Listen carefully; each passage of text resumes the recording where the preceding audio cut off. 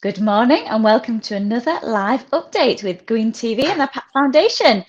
It's me, Gail Acaster, and I'm joined weekly, as per usual, with Dr. Andy Zeal. So, Andy, how are you and what's been happening for you last week? Well, last week and this week busy. We're still working on getting the Preston site near Hull sorted out. Paul and Brad have been clearing trees and areas. They've had a tractor and flail in. We've got loads of areas to create allotments, and we've got an area that was dubbed the Sanctuary by Kenny Roberts, one of the Scottish lads who's working with us. It's an area that we'll be using for therapy over the longer term. So a lot of stuff going on site, and we've inherited 2 chickens. So actually, there you go. We've got 2 chickens eggs. Oh, perfect.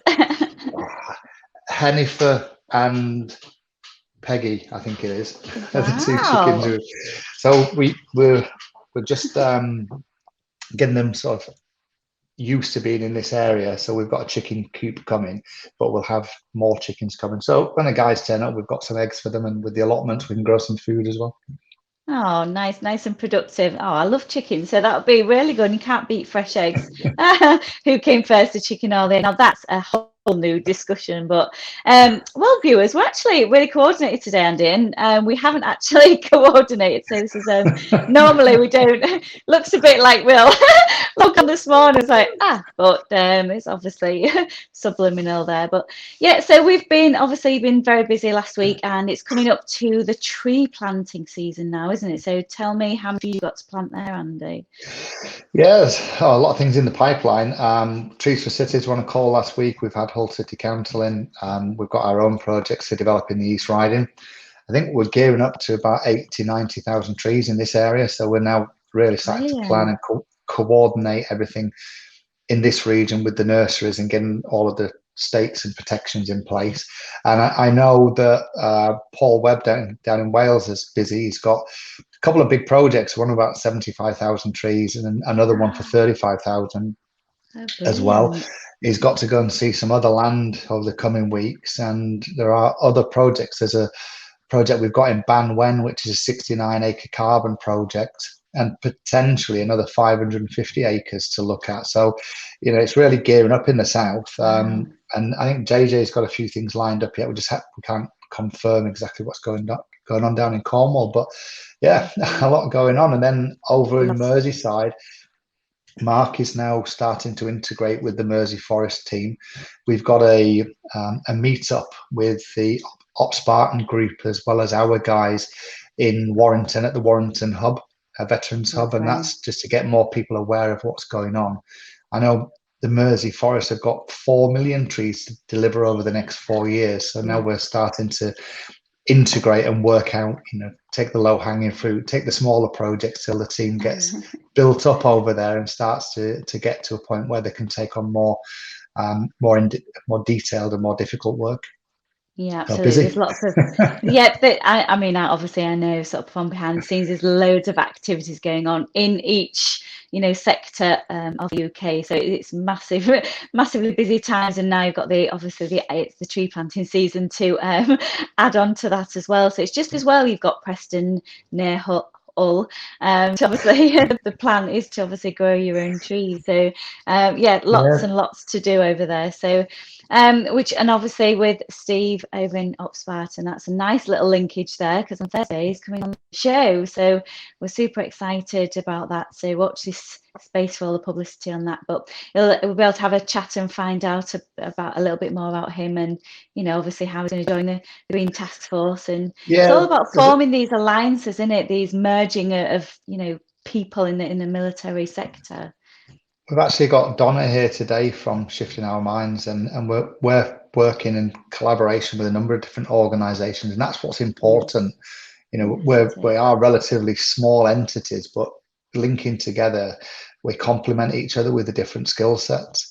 And talking of skill sets, one of the things this week, our guys are doing their knapsack spraying courses as well, so that they can go out and work. We've got some work coming up in grounds maintenance, and then we've got to do the stem injection courses a couple of weeks later.